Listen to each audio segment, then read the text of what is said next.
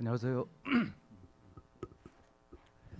요즘 코로나 시대라 그 수업을 전부 줌으로만 하다가 이렇게 실제로 여러분들 대면으로 뵈니까 좀 어색하기도 하고 좀 그렇네요. 이제. 자, 제가 오늘 말씀드리고자 하는 것은 뭐 제목은 거창한데 사실은 그 위험 관리 개념을 갖다 좀 확실하게 좀 잡자. 뭐 이런 취지로 이해를 해주시면 되겠습니다. 그 저는 이제 경영학과에 재직하고 있는데 어 뭐 여러분 잘 아시듯이 그 사업을 경영한다는 것은 생산 판매 관리죠. 근데 최근에 제가 이제 추진하는 것 중에 하나가 그 위험 관리를 정규화해 보자. 뭐 이런 작업을 하고 있습니다. 그러니까 경영학 과목의 일환으로 위험 관리 과목을 하나 집어넣자. 근데 쉽지는 않습니다. 근데 하여튼 자, 이야기를 해보도록 하겠습니다. 이걸 어떻게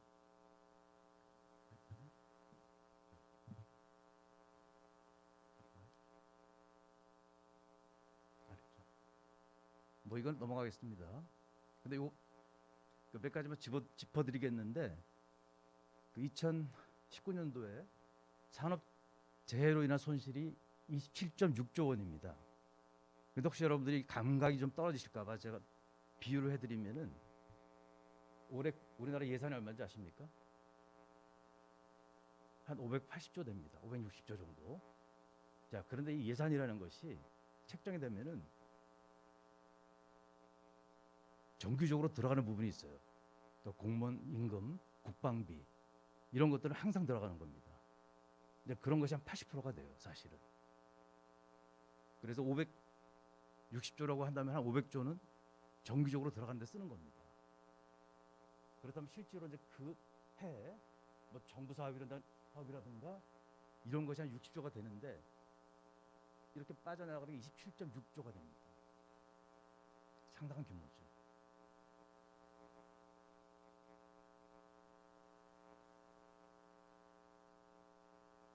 자, 그래서 위험 관리의 개념을 어떻게 할 것이냐 이 이야기를 먼저 드리고자 하는데 종전에는 말이죠. 위험이라는 것을 어떻게 우리가 개념 정의를 했냐면은 전문가 내지는 전문 관료들이 예측이 가능하다. 또는 이것에 대한 대처 방안을 우리가 할 수 있다라는 전제하에 위험 관리라는 것이 입안되고 실시가 됐었는데 이제 최근 들어서 뭐 코로나도 그렇지만은 광우병 이런 것들이 우리가 예측이 불가능한 정도로 가늠이 안 되고 그 손실 규모가 감당할 수 없을 정도로 큽니다. 그래서 개념을 위험 개념에서 불확실성 개념으로 바꿔갑니다. 왜 그러냐면은 일단 위험이라면은 그것을 분석하고 대처 방안을 강구한 사람들의 책임이 연관이 되거든요. 근데 불확실성으로 바꾸면은 불확실한 것은 우리가 할 수가 없다. 어떻게 보면은 이것은 우리가 대처하고 관리할 수 있는 범위를 넘어선다. 뭐 이런 것이 포함되어 있는 거죠. 어떻게 보면은 위험의 영역이 넓어진 겁니다. 자, 그런데 그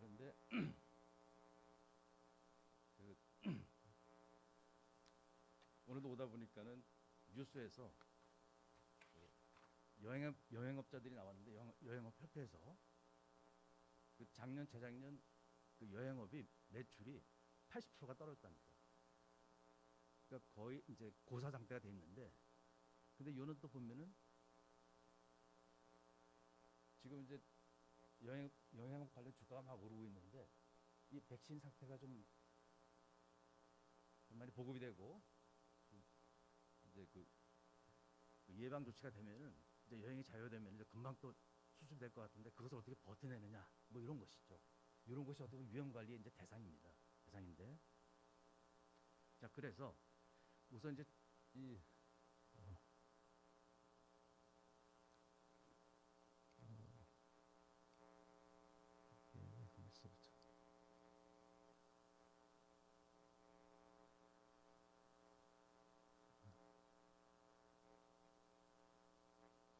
자 여기서부터 하겠습니다. 아니요.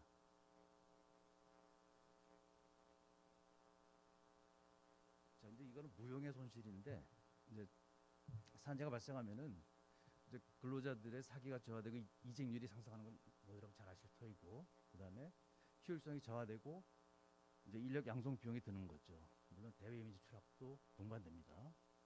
그래서 이제 안전이 문제인데 가장 중요한 것은 우리가 법규로 강제 규정이 있기도 하지만은 작업장의 안전 이것이 확보돼야 되는데 무엇보다 책임자의 의지, 그다음에 모든 종사자들의 안전의식을 증진시키는 것이 중요하다 이렇게 보고 있습니다. 근데 위험 관리, 어떻게 보면 위험을 관리해낼 것인가 이 부분에 대해서 이제 제가 이제 집중적으로 이제 추진하고 있는 분야이긴 한데, 자, 이렇습니다. 종전에는 위험 개념을 이렇게 하다가 이제는 불확실성으로 바뀌어 간다. 개념상 정의가 이렇게 돼 있고, 새로운 패러다임이 손실 최소화 또는 일부 부서, 전담 부서에서 하는 것, 그런 업무 정도로 생각해 왔던 것을 이제는 전 부서가 알아서 해야 되는, 그러니까 참여자가 다 같다는 거죠. 전체가 해야 된다는 거죠. 그래서 새로운 패러다임이라는 게 뭐냐면은 단순하게 손실을 감소시키는 그 정도가 아니고 이것을 통해서 이 위험 또는 위험 관리를 통해서 새로운 수익원을 창출해 보자, 뭐 이런 개념입니다. 그래서 그것과 관련해 가지고는 이제 좀 다소 전문적인 얘기들이 나오는데, 이제 요 이전에 이제 개인적인 이제 말씀 좀 드려보자면은 여기 이제 대부분이 기계과 출신들이 많으실 것 같은데, 공학도들이 많으실 것 같은데, 이 경영학에서는 말이죠, 그 인사관리, 인적 자원 관리 그런 과목이 있습니다. 그 뭐냐면 이제 구성원들을 관리하는 것인데, 우리나라는 독일, 일본 이쪽을 계수로 했어요.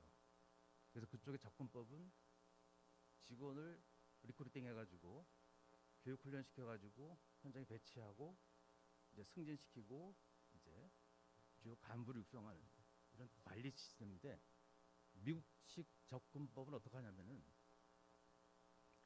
미국식은 이런 관리 개념보다는 어떻게 하면 좀 더 이 사람이 역량을 더 발휘할 것이냐, 그러니까 주로 인센티브 개념으로 접근을 합니다. 그래서 제 같은 경우에 전공이 정확히 뭐냐 이렇게 이야기를 해보자면은 인적 관리보다는 투자보다는 재무관리보다는 보험, 뭐 이렇게 얘기할 수 있어요. 무슨 얘기냐면은 어떤 제도, 어떤 시스템을 가지고 이 근로자가 가장 역량을 잘 발휘할 수 있도록 할 것인가. 그래서 제가 이제 개인적으로 책을 몇 권 냈는데, 첫 번째가 이제 종업원 복지론이라는 책입니다. 종업원 복지론. 그러니까 우리나라에서 관리하고 있는 이런 관리 시스템하고는 좀 다르죠. 어떤 제도가 이 근로자에게 가장 효율적이고 최대한의 혜택을 줄 것인가, 이런 측면에서 바라보자는 거죠. 나중에 끝머리쯤에 근로관계에 대해서 잠깐 말씀을 드리고자 하는데, 그러니까 제도적으로 접근하는 것이 장점이 많이 있습니다. 근데 아직은 이제 뭐 예를 들어서 작년에 공기업 평가를 가봤더니 이 규정상으로는 어떤 카페테리아 플랜 뭐 이런 것들이 있어요.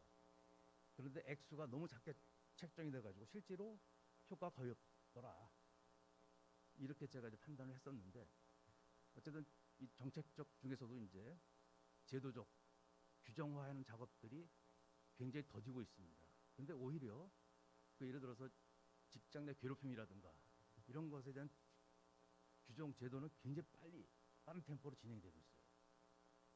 그래서 그 과정에서 이제 이탈자, 사고들이 많이 발생하고 있는데, 이런 것들은 우리가 심각하게 고려할 부분이 아닌가 하는 생각이 듭니다.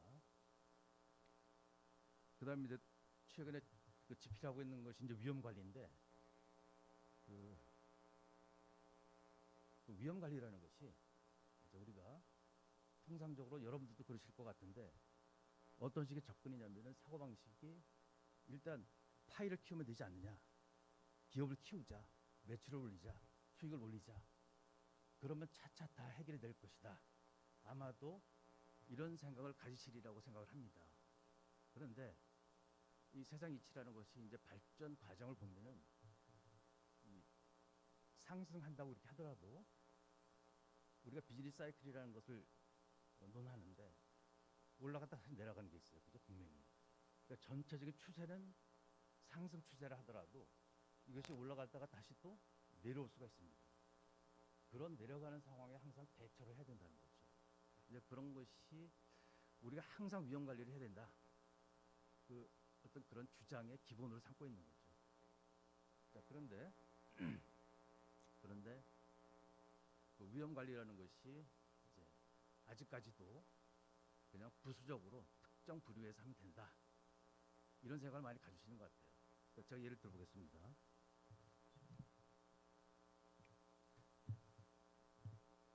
아침에 와가지고 자료를 검토하다 보니까 이런 것이 있어요. 그러니까 이제 이쪽에서 위험이 작으면은 무시 가능 이런 것들이 있는데 종전에는 그랬어요. 그러니까 위험을 심도하고 빈도로 나누어 가지고 얼마나 자주 발생하느냐, 발생하더라도 위험의 그 손실의 크기가 얼마냐, 이걸 가지고 4개 정도로 나눠 가지고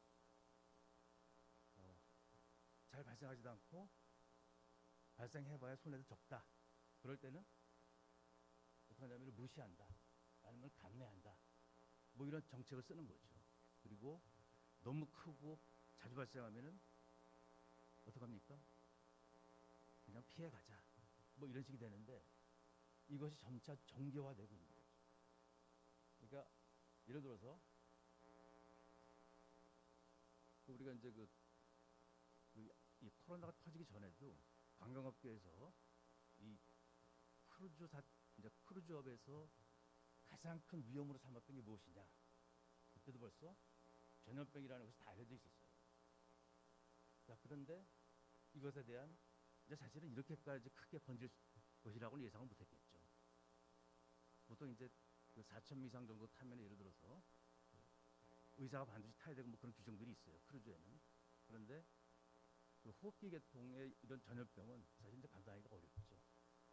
그런데 앞으로 볼 때는 이제 개인적으로 이제 예측은 그 이제 사람의 심성이라는 것이 처음에 우리가 무술할 때 양쪽에 팽창을 합니다. 그러니까 여러분 같은 경우에도 지금 보면은 로봇 산업이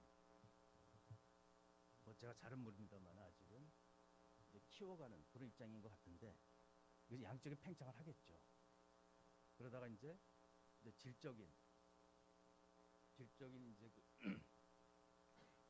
그 원숙을 추구하다가 결과적으로 가는 건 이제 심리적으로 갑니다. 서로의 마음 보다듬는 거죠. 아름답게 느끼게 하고 감사하게 느끼게 하고 그다음 안정감을 갖게 하는. 그런데 우리가 이제 이런 안전 관리, 위험 관리를 강조하는 이유는 이런 순서를 좀 바꿔보자는 거예요. 그러니까 양적인 팽창 다음에 질적인 추구, 그다음에 심리적인 우리가 이제 그 목표를 해서 가는데 이것을 좀 단계적으로 모든 단계에서 안전을 같이 동행해서 가보자 이런 거예요. 그러자면 뭐가 필요하느냐? 우리가 법적으로 아까 강제하는 것을 봤는데 안전의식이 필요합니다. 근데 안전의식이라는 것이 의외로 우리가 굉장히 무시하고 살고 있다는 걸 느끼게 돼요. 그래서 이런 것을 이제 꾸준히 반복적으로 해야 되는데 실제로 이제 뭐 파이를 키우려고 하다 보면은 이제 소홀히 하기 쉽죠. 자, 그래서 안전관리라면 아까 얘기한 그 심리적인 효과, 어떤 마음의 안정을 통해서 생산성을 높이는 그런 효과도 있지만은 테크니컬하게 어떤 효과들이 있는지 제가 잠깐 소개를 드리겠습니다. 이게 뭐냐면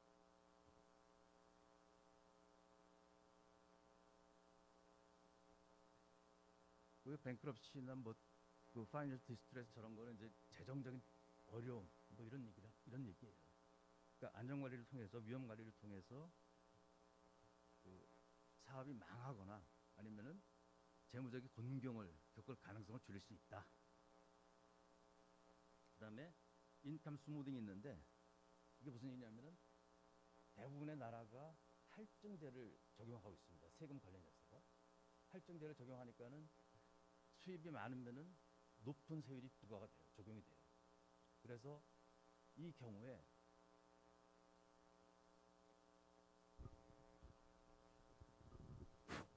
들립니까? 이게 낫나요? 네, 이게 낫겠네. 네, 고맙습니다. 자, 이 경우에 그 특정 연도에 굉장히 높은 수입을 올려가지고 기록을 해가지고 세금을 많이 낼 필요가 없다는 거죠. 이 세금을 이 수입을 분산을 시켜가지고 절세 효과를 추구하자는 거예요. 그러니까 우리나라는 뭐 여러분들 다 경영자시면은 뭐 회계제도에서는 잘 아실 터이니까 우리는 발생주의를 취하고 있지 않습니까? 그래서 이 수입을 포착하는 시점을 좀 조절하자는 거죠. 그래서 절세 효과를 노릴 수가 있고, 그다음에 WACC라는 것은 혹시 아실지 모르겠는데 이것은 우리가 이제 자본 비용이라는 거예요. 그러니까 내가 주식을 발행해서 우리 회사에서 주주들을 통해서 자본을 조달할 수도 있고 타인 자본을 조달할 수가 있잖아요, 그죠? 그러니까 은행이나 일반 채권자들로부터 자금을 조달할 수가 있는데 그때 그들이 요구하는 비용이 자본 비용이자 보통 WACC라는 표현을 씁니다, 우리가. 그런데 이런 안전 확보 또는 위험 관리를 통해 가지고 저런 재무적 공경 비용 또는 추가적인 어떤 산재를 통해서 갚아야 할 비용들이 줄어들면은 주주들 또는 채권자들이 요구하는 비용 역시도 줄어들 것이다. 뭐 그런 거죠. 그럼으로써 기업 경영을 안정적으로 스무스하게 진행할 수 있을 것이다. 이런 주장입니다. 그 다음에 이 네 번째 거, 그 디버시파이블 리스크라는 것은 위험 관리를 잘해서 아까 여기 무시할 수 있는 위험 또는 어떤 위험이 이렇게 있는데 이것들에 대한 정확한 매뉴얼을 작성하고 이런 것을 제시를 하면은 이 라지 쉐어홀더, 우리말로 하면 큰 손들, 그 사람들을 끌어들일 수 있다는 거죠. 자본을 조달하기 쉽게 된다는 얘기입니다. 그다음에 경영자의 이제 인센티브를 올릴 수가 있고, 그다음에 그 데트 오버 행위라는 것은 부채가 과도하게 된다는 것을 표현하고 있어요. 그리고 그러다 보니까는 어떤 것이라도 해야 돼. 그것을 타개하기 위해서. 그래서 손에 닥치는 대로 사업을 추진하는 이런 우를 줄일 수가 있다는 거가 장점이 되겠습니다. 그다음에 그 인포메이션 어시미트리, 조직에서 구성원들 간의 정보 차이가 없어져서 서로가 정보를 공유하는 거죠. 그것으로 인해 가지고 얼떨결에 또는 다른 연유로 인해 가지고 성공한 그런 프로젝트도 구분해낼 수 있다는 거죠. 어떻게 보면은 관리자, 경영자, 담당자 그 사람들이 추구한 개별 작업들이 무엇 때문에 잘 됐는지 또는 무엇 때문에 잘못됐는지 이런 것을 잘 가려낼 수가 있게 된다는 겁니다. 이런 것이 위험 관리 이점으로 우리가 찾을 수가 있고, 그다음에 이제 여러분들이 잘 아시는 이제 전사적 위험 관리입니다. 전사적 위험 관리라는 것이 뭐 여러 가지로 이제 쓰이고 있고 대부분이 알고 계신데 중요한 거 두 가지만 제가 지적을 해드리자면은 커뮤니케이션하고 쉐어입니다. 무슨 얘기냐면은 내가 봐서 이것이 위험하다 할 때는 그것을 누구에게도 확실하게 지체 없이 부담 없이 얘기할 수 있어야 돼요. 이것을 숨기면 안 됩니다. 그런 분위기를 만드는 것이 중요하다는 거죠. 그렇게 해야지 모든 위험 요소들을 우리가 서로 알고 또 공유함으로써 그 위험 발생을 줄일 수가 있게 된다는 것이고, 그다음에 아까 뭐 규정 적용 이런 것을 다 리코딩하라 그랬는데 바로 그겁니다. 이 리코딩 한다는 것은 어떤 우리가 면피를 하기 위해서도 필요하지만은 이런 것을 작성해 놓음으로써 나중에 그것이 쌓이면은 하나의 데이터가 되는 거예요. 정보가 되는 거죠. 거기서 우리가 교훈을 얻을 수가 있고 필요한 조치를 이럴 때 이렇게 했다 저럴 때 저렇게 했다는 걸 빨리빨리 캐치해가지고 즉각적인 대처를 할 수 있고 시행착오를 훨씬 줄일 수가 있게 된다는 거죠. 그다음에 중요한 게 이제 컬처인데 이것은 이제 우리가 가장 아쉬운 우리나라가 대부분의 기업들이 제가 볼 때는 가장 아쉬운 게 저런 부분입니다. 위험에 대한 어떤 인식이 아직은 상당히 부족한 것으로 이제 제가 평가를 하는데 개인적으로는 이것이 생활화되고 모든 것을 안전 우선시하는 안전부터 챙기는 이것이 가장 필요한 것이 아닌가 그런 생각이 듭니다. 뭐 제가 이거는 좀 건방진 얘기 같은데 그 로봇 기술은 이제 보통 우리가 이제 뭐 디스럽티브 테크놀로지, 뭐 큐뮬러티브 테크놀로지 구분을 하는데 로봇 기술은 제가 볼 때는 이제 큐뮬러티브입니다. 큐뮬러티브라는 게 뭐냐면은 차츰 이렇게 쌓여간다는 거죠. 기술들이 쌓여가 가지고 거기서 경쟁력이 생기고 어떤 타의 추종을 따돌릴 수 있는 그런 장점으로 이제 작용을 하게 되는데 기술은 그런데 이 기술 적용을 잘 하면은 그 산업이 디스럽티브라는 것은 막 기존 판도를 뒤흔든다는 거죠. 그렇게 할 수 있는 원동력이 될 수 있는 것이 바로 로봇 테크놀로지인 것 같습니다. 그래서 여러분들이 이런 그야말로 앞으로 하이테크이자 발전 가능성이 너무 높은 산업에 종사한다는 것에 대해서 저는 참 여러분들 참 부럽게 생각합니다. 근데 어쨌든 그 이런 위험 로봇 기술에 관련된 종사를 하고 계신데 관련해서 또 위험이 또 항상 있게 마련이죠. 이런 하이테크에 대해서는 어떤 위험이 사실 잠재했는지는 사실 모를 수가 있어요. 근데 우리나라 사람들의 정서를 이렇게 평가를 해보면은 그 위험도 여러 가지가 있는데 뭐 어떤 위험 모르는 위험 그러나 뭐 큰 위험 뭐 여러 가지가 있는데 한국 사람들의 정서는 내가 모르는 것 관련된 위험을 가장 두렵게 생각한답니다. 그래서 기술 관련된 위험도 아까 보니까 끼임 사고로 인한 사망 재해가 제일 많은 것 같은데 이런 것에 대해서는 우리가 잘 모르기 때문에 더 두렵게 생각하고 그러다 보면은 이 미숙한 작동 조작이 나오지 않나 그런 생각도 아까 해봤는데 이런 것들을 잘 해나가야 될 것이라고 보고 제가 잠깐 이제 시간 2, 3분에 걸쳐가지고 제가 아까 좀 명함을 좀 받아보니까는 그 대기업에서 오신 분들도 계시고 뭐 스타트업에 계신 분들도 계신 것 같아요. 맞습니까? 이제 그런데 그 우리나라 5인 이상 사업체는 근로기준법 적용 대상이 됩니다. 그래서 근로기준법이 상당히 근로자에게 유리하게 돼 있어요. 그래서 근로관계 단절이나 근로관계 과정에서 벌어진 여러 가지 사건들, 어떤 갈등들에 대해서 상당히 그 근로자들에게 유리하게 작용을 하게 돼 있습니다. 이제 플러스 산업재해 관련해서는 중대재해법도 이제 입법이 됐으니까 그것이 더 강화가 됐는데 제가 개인적으로 서울지방노동위원회에서 이제 공익심판위원으로 한 10년 가까이 이제 그 역할을 해봤는데 최근 들어서는 말이죠 직장 내 괴롭힘, 뭐 성희롱 이런 것이 굉장히 강화되고 있어요. 생각지도 못할 정도로 빠른 템포로 강화되고 있습니다. 그러다 보니까는 옛날에 직장생활 해봤다든가 조직생활 해봤던 분들은 그것을 잘 못 따라가요. 그러다 보니까는 이 과정에서 적응을 못하고 뭐 과실이 됐건 고의가 됐든 이 문제를 일으키는 경우가 상당히 많습니다.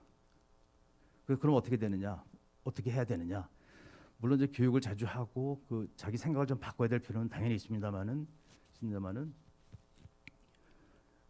직장에서 인간관계에 있어서 그때도 항상 대인관계에서도 위험이 필요하고 안전관리가 필요하구나 그런 생각을 해야 될 것으로 저는 봅니다.